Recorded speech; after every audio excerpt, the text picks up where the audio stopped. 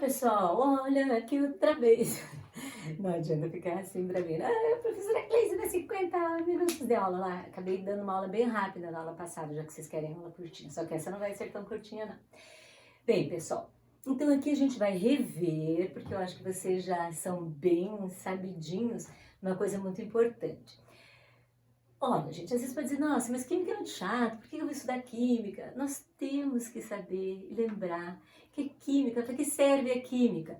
Então, desde que a gente levanta, ou melhor, desde que você respira, né? Primeiro, que aquela, né?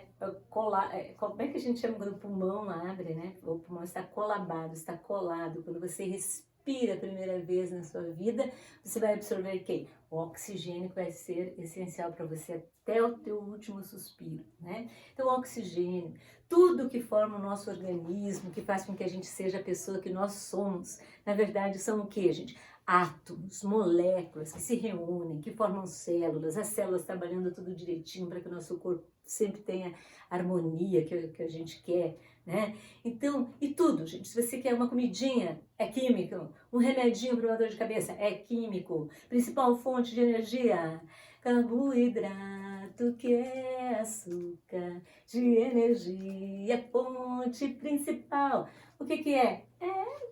Composto químico, carbono, hidrogênio, oxigênio, carboidrato, né, gente? Então, tudo é químico. Por isso a importância, e por isso vocês não podem desistir da química, o quanto importante ela é, quem quer fazer medicina, odontologia, veterinária, todas essas disciplinas, inclusive agronomia também, isso, agronomia vai ter química para dar dedéu, né, gente? E importante, assim, porque você tem que entender. Por exemplo, o oxigênio, que eu falei que é tão importante. Por que o oxigênio é O2? Né? Por que o oxigênio é O2? Por que não é O3? O O3 é ozônio. Né? Por que a água, indispensável para a nossa vida, é H2O? Por que a glicose, principal fonte de energia, C6H12O6, também igual como a frutose é assim? Por que as fórmulas são dessa maneira? Por que é que o oxigênio é gasoso? Por que a água é líquida? Por que o açúcar, a glicose, no caso o açúcar seria a sacarose, né? A glicose é um açúcar também, é um monossacarídeo, vocês já devem ter aprendido isso, é sólido. Então, tudo isso, gente, a gente aprende através das chamadas ligações químicas. É isso que nós vamos aprender hoje. Então, sempre passou na cabeça dos cientistas, dos químicos, né? Por que é que os átomos são assim tão agitados? Todos eles querem reagir de alguma forma. Alguns gostam de perder elétrons, outros gostam de receber elétrons. Com exceção de uma família que passa incólume, a família dos nobres, que são quem? Os gases nobres, né, gente? A gente sabe quem são eles. Leon nem argumentou, Creu. Vocês sabem bem isso aqui, né? Da Renata, né? Que são os gases nobres. Por que gases nobres, raros ou inertes? Inerte, porque não costuma reagir, né? Não costuma reagir. Embora nós vamos ver algumas reações com xenônio, algumas ligações químicas do xenônio, em algumas lá, depois a gente vai ver isso com orbitais lá diferentes, hibridação lá, isso é mais tarde. Então, os gases nobres eram os únicos elementos que ficavam na deles, né?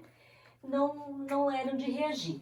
E fazendo a distribuição, com o advento da distribuição eletrônica, pode-se notar que o Elinho é o único deles que tem 2 elétrons na camada de valência, porque só tem a camada K, né? Então não poderia ter mais do que 2.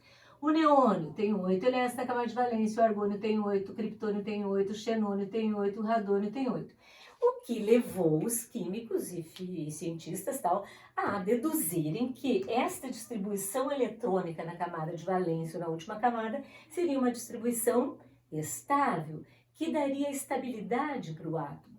Então, percebeu-se que todos os demais átomos tendem a ficar com uma configuração eletrônica semelhante ao gás nobre mais próximo a ele. Então, qual é o que é a aspiração de um átomo? Eu quero ficar igual a um gás nobre, né? Não igual, ele quer ter a configuração semelhante a um gás nobre, ou seja, 8 elétrons na camada de valência ou 2 na camada K. E como é que os átomos poderiam conseguir isso? Então, ou doando elétrons, ou recebendo elétrons, ou compartilhando elétrons. E aí descobriu-se direitinho como é que se fazem as ligações químicas e as fórmulas que advêm dessas ligações, né? Então, a partir de agora, nós vamos ver as ligações químicas. A primeira delas, vocês sabem que é a ligação mais forte que tem entre dois átomos. Entre dois ou mais átomos, que é a ligação iônica, que ocorre entre metais e não metais, que tenham uma diferença de eletronegatividade que seja igual ou maior a 1,7 a diferença de eletronegatividade. Porque vocês, olha gente, por favor, enxergou metal numa fórmula, a ligação é provavelmente muito por cento, né? Quase 100%, que é iônica. Embora nós tenhamos, assim, por exemplo, cloreto de alumínio.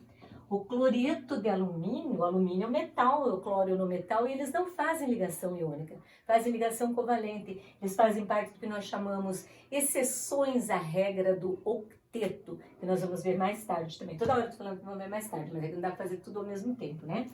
Então, esta tendência dos átomos de ficarem com 8 elétrons na camada de valência ou 2 na camada K, a gente conhece como regra do octeto, né? É uma regra, não é uma lei, porque existem exceções, tá? Como nós vamos ver mais tarde. Primeira ligação que a gente vai ver, ligação iônica. Forma íon, se é covalente não. O hidrogênio faz as duas, depende da situação. Os átomos ligam-se entre si, tentando configurar 8 elétrons na última, ou 2 na camada K, com menos de 4 elétrons na camada de valência. Os metais doam elétrons. Esta é sua tendência, com 4 elétrons ou mais na referida camada. Os não metais ganham elétrons, sendo ela completada. Ligação iônica, forma íons, é covalente não. O hidrogênio faz as duas, depende da situação. Então, os átomos ligam-se entre si, tentando configurar 8 elétrons na última ou 2 na camada K, com menos de 4 elétrons na camada de valência. Os metais doam elétrons. E os não metais ganham elétrons, sendo esta camada completada, né? Então, a ligação iônica é aquela que forma íons, cátions e ânions. Metais doam elétrons e não metais recebem elétrons. Esta é a principal característica da ligação iônica. Vamos contar uma historinha para vocês, não sei se eu já contei alguma vez. Vamos dizer que aqui nós temos o sódio, cujo número atômico é 11. Ele está no seu estado fundamental ou no seu estado neutro, isolado, fundamental. Como é que é a historinha do sódio? O sódio tem 11 prótons no seu núcleo. Na primeira camadinha, 2 elétrons. Na segunda camadinha, 1, 2, 3, 4, 5, 6, 7, 8. Na terceira camadinha, ele tem um único elétron. Pergunta, é o sódio feliz? Não, o sódio não é feliz. Nesse caso aqui, ele está neutro. Por quê? O número de prótons é igual ao número de elétrons. 11 prótons, 11 elétrons. Carguinha, 0. Mas ele não está muito feliz não, por quê? Ele queria ter 8 elétrons na camada de valência, ele tem 1, ele não quer hélice 1, ele quer 8. O clorinho, vamos ver o clorinho. O clorinho tem 17 prótons no seu núcleo. Na primeira camadinha, ele tem 2 elétrons. Na segunda camadinha, ele tem 1, 2, 3, 4, 5, 6, 7. 8, perdão. 8. Na terceira, 1, 2, 3, 4, 5, 6, 7. É um clorinho feliz? Não. O clorinho quer ficar igual para o gás nobre próximo a ele, ó. O clorinho está aqui, ó. Então ele quer ficar igual ao argônio, com a configuração eletrônica igual ao do argônio, que é o gás nobre mais próximo a ele. Enquanto o sódio quer ficar com a configuração eletrônica do neônio, que é o gás nobre mais próximo a ele. Então há essa invejinha dos gases nobres, né, para ficarem estáveis. Então o que acontece com o sódio? Lembra para vocês que eu contei aquela história? Vocês conhecem Guaratuba? Há anos que eu não vou para Guaratuba, até gostaria de ir.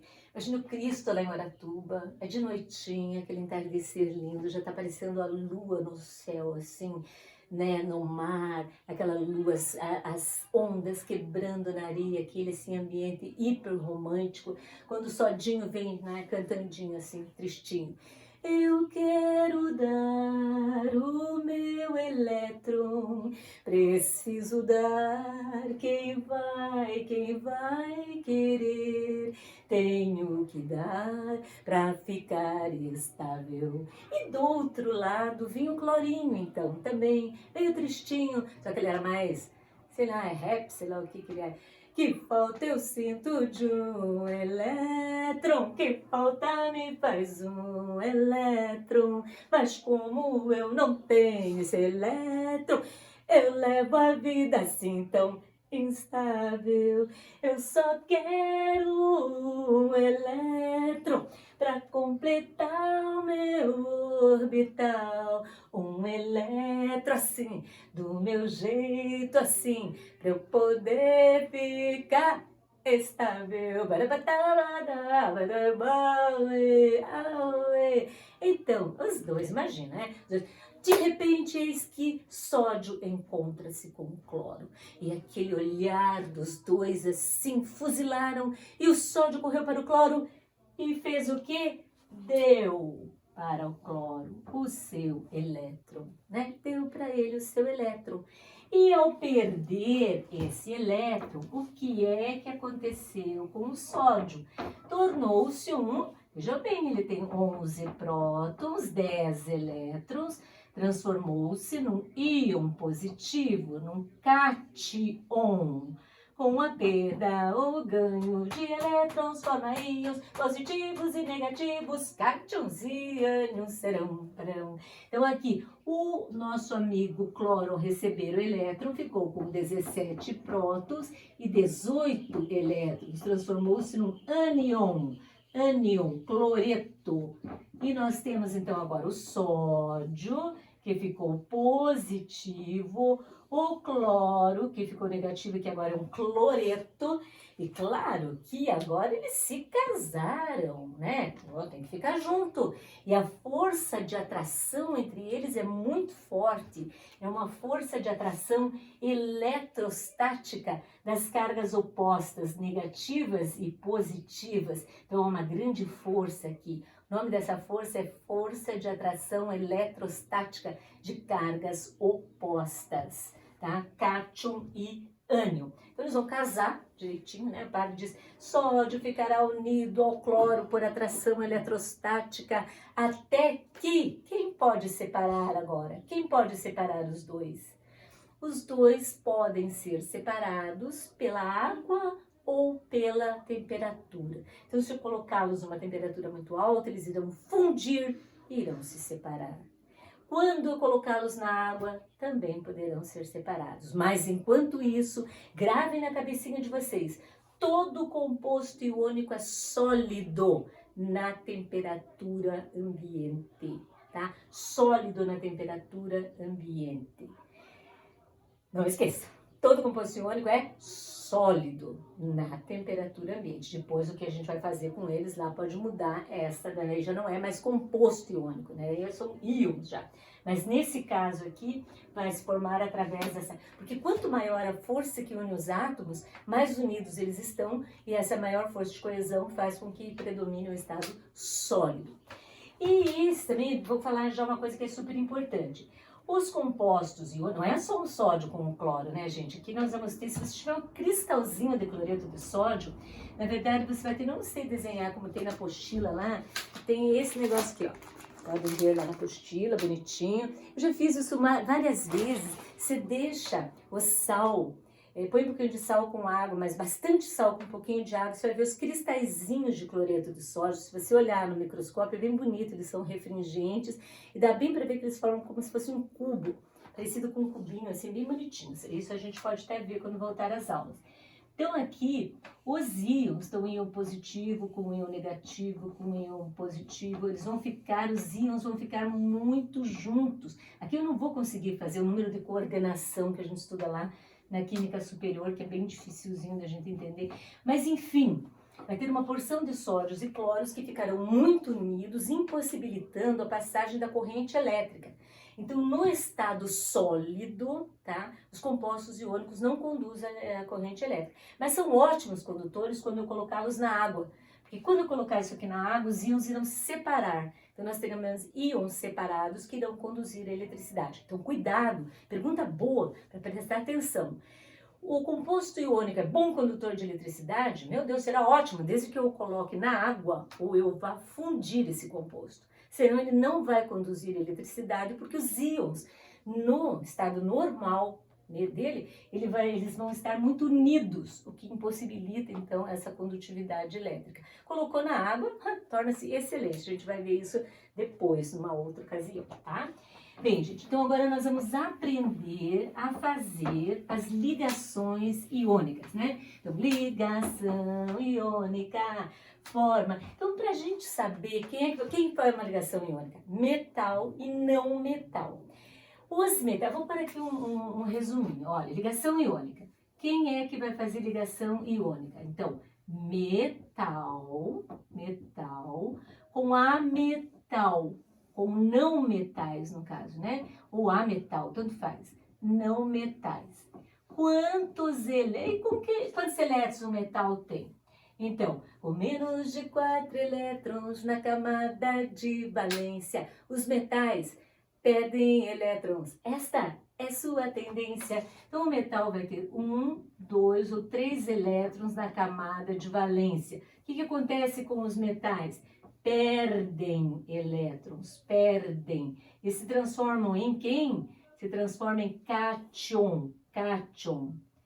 Com perda ou ganho de elétrons, os íons se formarão positivos e negativos, cátions e ânions serão, e por força eletrostática, unidos eles ficarão, formando compostos iônicos através da ligação.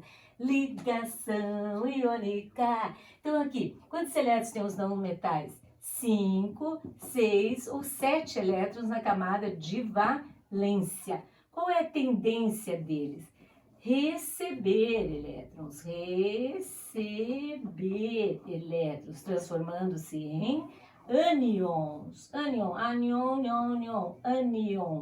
transformam-se em ânion. O cátion e o ânion ficam unidos por força de atração eletrostática. Por força eletrostática, unidos eles ficarão eletrostática, formando compostos iônicos através da ligação. Tá? Força eletrostática, não esqueçam, a mais forte de todas as ligações entre os átomos é a ligação iônica. Nós vamos ter as ligações inter e intra, né, das intras lá nas moleculares que a gente vai estudar depois, então não esqueçam, entre as ligações, pelo menos inter e entre átomos, a iônica é a mais forte. Tem a ligação metálica, que também é uma ligação que tem equivalência de força com a ligação iônica, tanto que os metais são todos sólidos na temperatura ambiente também, né, gente, com exceção do mercúrio. Então, metal, 1, 2, 3 elétrons, perdem elétrons, transformam-se em cátions. Não metais recebem esses elétrons, transformam-se em ânion e permanecem unidos por força eletrostática. Agora vamos para a parte prática. Como que eu vou fazer as ligações? Bem, geralmente pedem para o aluno fazer a configuração eletrônica. Vamos dizer que eu tenho aqui o magnésio e vamos dizer, o flúor. Magnésio tem número atômico 12, o flúor tem número atômico 9. Então, pede-se para fazer a configuração eletrônica e tem que saber o diagrama de Linus-Pauling. Porém, nós, aluninhos aqui, nós já sabemos, pessoal, que o magnésio pertence a qual família da tabela periódica? Bela, magrela, casou, senhor, barão. Se você souber isso, você sabe que o magnésio tem quantos elétrons na camada de valência? 2. Qual é a sua tendência? Perder os 2. O flúor, foram classificados Brasil, Itália, Atenas. Quantos elétrons tem na camada de valência? 7. São halogênios. Qual é a tendência? Receber um elétron. Se não souberem isso, não gravaram as famílias da tabela periódica, porque vou contar a vocês um negócio. Hoje em dia, nos vestibulares, pelo menos no UFPR, não dão a tabela periódica, tá? Eles dão lá o número atômico dos elementos, você pode fazer configuração eletrônica, etc. Mas a tabela não é dada.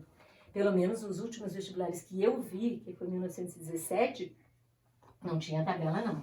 Magnésio, gente. 1S2, 2S2, 2P6, 3S2, 10, 12. Quantos elétrons tem na camada? Quem é que vai determinar o comportamento do átomo? São os elétrons da camada de valência. O flúor, 1S2, 2S2, 2P5. Quantos elétrons tem o flúor na cabeça? Na camada de valência, 7 elétrons, né? Então, 7 elétrons na camada de valência e o magnésio 2. Qual é a tendência do magnésio? Doar 2 e do cloro receber 1. Então, a gente pode fazer de 3 maneiras. Prestem bem atenção. Aqui, pessoal, tem uma posição só, é mamãe e papai, não tem nada de invenção de outras posições, não. Aviãozinho, canguru perneta, nada disso. É pai e mamãe, ou seja, sempre o metal vai na frente ou não o metal vai atrás, sempre. Não vão colocar o flúor na frente.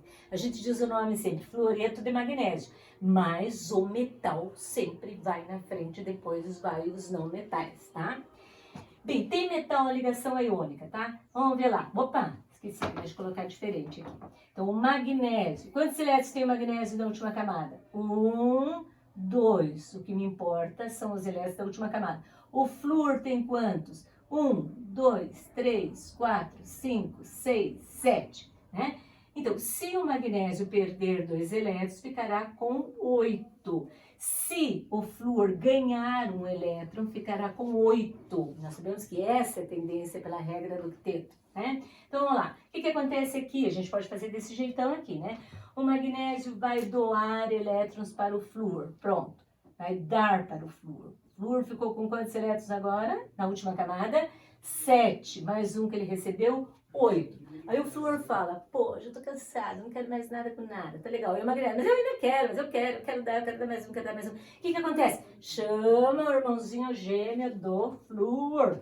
Chama o irmãozinho gêmeo do flúor. E tem 7 elétrons na camada de valência, 1, 2, 3, 4, 5, 6, 7. E o magnésio, então, pode doar o seu elétron para o outro flúor. O irmãozinho gêmeo do primeiro lá, é um flúor.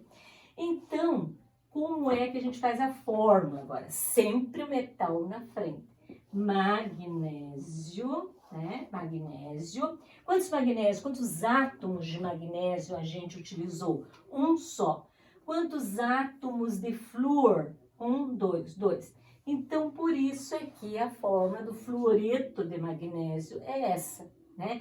MgF2. Usei 2 flúors para que o magnésio ficasse estável e os flúors ficassem estáveis também. Então, essa é uma forma de a gente fazer ligação iônica que a gente entende melhor, né?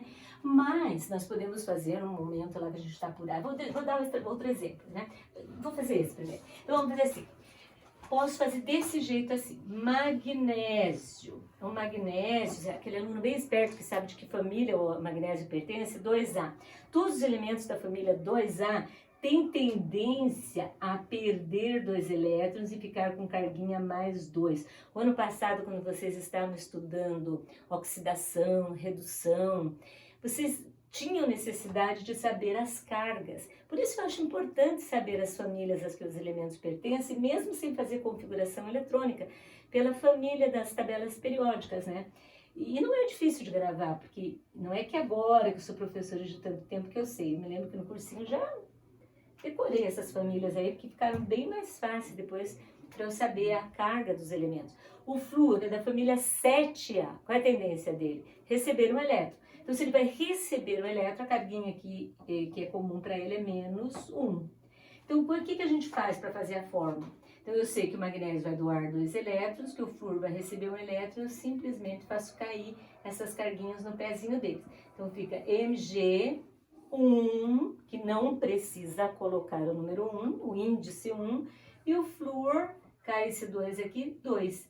Isso vai nos fazer entender também que os compostos, eles são neutros, tá? Eles são a soma das cargas dos compostos, tem que dar sempre 0. Você vê aqui, ó, nós vamos ter 2 flúors. Então, 2 vezes -1 dá -2. O magnésio é 1 vezes mais 2 vai dar 2 mais. Então, a soma das cargas dos íons positivos e negativos que fazem parte dos compostos é sempre 0, a menos que esse composto não seja neutro, seja um íon. Não é o caso do que nós estamos fazendo aqui. Existem os íons, mas esses íons estão o quê? Neutralizados, porque o número de cátions e ânions tem que ser igual, tá? Muito bem, vamos fazer então de outro exemplo para vocês verem. Por exemplo, entre o alumínio e o oxigênio. Seria no exercício da apostila de vocês, deixa eu ver a apostila que eu estou com a cabeça aqui, o exercício, digamos, o exercício 1002. Vamos colocar aqui, o exercício 1002, onde eu tenho o alumínio e o oxigênio. Exercício 10.02. Eu tenho o alumínio e o oxigênio. Então, o alumínio tem número atômico 13, o oxigênio tem número atômico 8. E vocês, então, poderiam fazer a distribuição eletrônica ou lembrar das famílias. Família 1, metais alcalinos. Li na calcinha da Rubinéia, coisas frescas. Família 2A, metais alcalinos terrosos. Bela Magrela casou o senhor Barão. Família 3A, bobos, alegres galantearam índias taradas, né? Então, e oxigênio é um calcogênio, os seus seios têm poder, Livermore, Lívia, né? Então, o alumínio pertence à família 3A, portanto, tem 3 elétrons na camada de valência. E o oxigênio, sendo um calcogênio, tendo 6 elétrons na camada de valência, eu represento aqui os elétrons da camada de valência em forma de bolinhas ou de risquinhos. 1, 2, 3, 4, 5, 6. Então, como é que a gente faz? Da maneira, então, assim, isso aqui é a representação de Lewis. Vai que pedem para vocês no vestibular a representação de Lewis, você tem que saber fazer. Aí tem que fazer a distribuição eletrônica bonitinha, mostrar que o alumínio tem 3 elétrons na camada de valência, ao perder 3 elétrons vai ficar com 8 e, portanto, ficará estável. E o oxigênio tem 6 e ao receber 2 elétrons ficará estável. Então, eu não digo que isso aqui não pode ser utilizado. Pode, e muitas vezes até deve, né? Conforme o que pedir. Como é que eu vou saber se tenho que fazer? Se pedirem a representação de Lewis. Eu até já vi uma vez isso aí, sendo solicitado. Como é que faz a representação de Lewis? Então, seria assim, né? Então, o alumínio vai doar o seu elétron. Quantos elétrons para o oxigênio? 7. O alumínio doa mais 1. 8 ficou o oxigênio. Mas o alumínio ainda tem um elétron para doar. Então, o que a gente faz? Chama o irmãozinho gêmeo do oxigênio. Que fácil, né? Então, lá, com quantos? 1, 2, 3, 4, 5, 6, 7. Opa, 6. O alumínio pode dar mais um elétron para o oxigênio aqui. Beleza. O alumínio já deu os 3 que ele tinha que dar. E agora? E o oxigênio ainda precisa ganhar 1. O que a gente faz? Chama o irmãozinho gêmeo. De quem agora? Do alumínio, né? Chama o irmãozinho gêmeo do alumínio. Lá vai o irmãozinho gêmeo do alumínio, que tem quantos elétrons na última camada? 1, 2, 3. Então, o alumínio vai lá, dá mais um elétron para aquele oxigênio, que agora já está com 8 elétrons na camada de valência. Mas o alumínio ainda não está estável. E aqui o caso só acaba quando está todo mundo satisfeito, todo mundo feliz. Não pode deixar um feliz e o outro não. Não, todo mundo tem que estar feliz aqui. Então, o oxigênio tem quantos elétrons? 1, 2, 3, 4, 5, 6, 6. Ganha mais um elétron do alumínio. 7. Ganha outro elétron do alumínio. 8. Pronto, agora está todo mundo feliz. Quem tinha que dar, deu. Quem tinha que receber, recebeu. E como é que é a fórmula agora? Então, a fórmula é assim. Primeiro metal, como eu falei, alumínio. alumínio. Quantos alumínios eu tenho? 2. Quantos oxigênios foram necessários? 3. Então, aqui eu tenho óxido de alumínio, tá? O óxido de alumínio, então, está aqui. Feito bonitinho ali, que é uma maneira como o alumínio é encontrado na natureza. O alumínio não é encontrado na natureza na forma pura, alumínio não. É encontrado na forma de óxido de alumínio, que daí tem que fazer uma... como é que a gente, ano passado a gente estudou, que vai estudar ainda de novo, eu acho que tomara que vocês tenham aprendido bem, que vem a ser nós estudamos a eletrodeposição lá, oxidação, redução, aquele negócio lá de cátodo, ânodo, pilhas e aquela outra parte de eletrólise, que nós vamos conseguir obter o alumínio na sua forma pura. Só para lembrar, porque depois a gente vai fazer as conexões entre as coisas que fica mais fácil. Tá, mas eu não quero fazer assim, não pediram no vestibular para fazer a representação de Lewis. Então eu posso fazer alumínio. O que acontece com o alumínio? Doa 3. O oxigênio recebe 2, porque tem 6, para completar 8, recebe 2. O alumínio tem 3, mas na camada anterior ele tem 8. Então como é que faz? Só troca aqui. Então fica Al2O3, né, gente? Pode fazer assim e pode fazer ainda aquele outro jeito que eu falei para vocês, que é com o alumínio, já sei que ele vai ter carga 3+, o oxigênio vai ter carga 2-. Essas carguinhas caem no pezinho do cara, o índice 2 e o índice 3, que vai da mesma forma em todos os casos, é lógico, evidente. Isso aí está numa questãozinha, queridos, lá na questão 10-11 da apostila de vocês. Na questão 10-11, a pergunta que se faz é 10-11, né? 10-11. A perguntinha é a seguinte: a crosta terrestre constitui uma relevante fonte de matéria-prima. Nela encontramos a hematita, que é o Fe2O3. A hematita da qual extraímos o ferro. A respeito desse composto, qual a quantidade de cátions e ânions existentes na sua fórmula? Como é que eu vou saber quantos cátions e quantos ânions tem? Vocês viram no óxido de alumínio? Vou fazer de novo aqui, ó. Óxido de alumínio. Prestem bem atenção. O alumínio, ele doa 3 elétrons, então a carga dele é mais 3. O oxigênio recebe 2 elétrons, é menos 2. Então, esse número que está aqui no pezinho do elemento, na verdade, representa a carga do seu amiguinho com quem ele está ligado, tá? Então, esse 3 oxigênios veio da onde? Certamente vieram dos elétrons perdidos pelo ferro. E esse 2 que está no pezinho do ferro, vieram dos elétrons recebidos pelo oxigênio. Tá? Então, vocês sempre podem fazer essa troca aqui, que vocês vão saber a carga, o número de cátions e ânions. Então, quantos cátions ferro eu tenho? 3. E quantos íons oxigênio, considerando um só, né? 2. E somando tem que dar sempre 0. 3 vezes menos 2, menos 6. 2 vezes mais 3, mais 6. Mais 6 com menos 6, zerinho. A carga total o número total de cargas positivas e negativas, 0. Tá? Então, gente, vou esperar vocês aí terem dúvidas. Não, ali dúvidas ainda. Só uma musiquinha agora, que vocês já conhecem, para saber aqui as propriedades dos compostos iônicos, tá? Não sei se passa a musiquinha, tem ali, vocês devem ter lá da 9ª série, eu não me lembro se eu dei isso aqui na 9ª série para vocês. Que seria como? Quando o metal se liga com um outro não metal, a ligação é iônica e o composto é um sólido cristalino. Altos pontos de fusão e também de ebulição são bons condutores de eletricidade. Quando? Na água ou fundido. Também são duros e quebra de ser.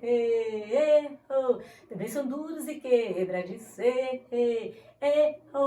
Então é isso dali, né, gente? Essa musiquinha a gente não precisa passar, né? Se vocês quiserem, vocês pedem que daí eu passo pra vocês outra hora, tá? A musiquinha do melô da ligação iônica. É aquela então, né? Ligação iônica forma íon, se é covalente não. O hidrogênio faz as duas, depende da situação. E professor, eu não entendi por que o hidrogênio faz as duas. Porque o hidrogeninho tem apenas um elétron na última camada, né? Então, quando ele liga com metal, ele pode ligar com metal. Aí o metal pode dar elétrons para ele, aí ele faz ligação iônica. E ele pode fazer, na maioria das vezes, formando os hidretos metálicos, mas a maioria das ligações de hidrogênio são covalentes. Como não esqueçam, nós não temos como ligação covalente, ainda vai ser na nossa próxima aula. Os compostos orgânicos, o carbono faz, na maioria das vezes, ligações covalentes e não iônicas. Iônica é metal com não metal. Os elementos com 4 elétrons na camada de valência geralmente fazem ligação covalente. Qualquer dúvida, podem me ligar. Eu vou mandar exercícios, tá, gente? 5 exercicinhos, não vai matar ninguém. Não vão dizer lá para ficar se queixando depois lá que tem 20 exercícios, mais 20 e mais 5. Gente, tinha que fazer 50 de cada vez, né? Mas se não quiserem fazer, façam alguns do aprofundamento, alguns daquele espacinho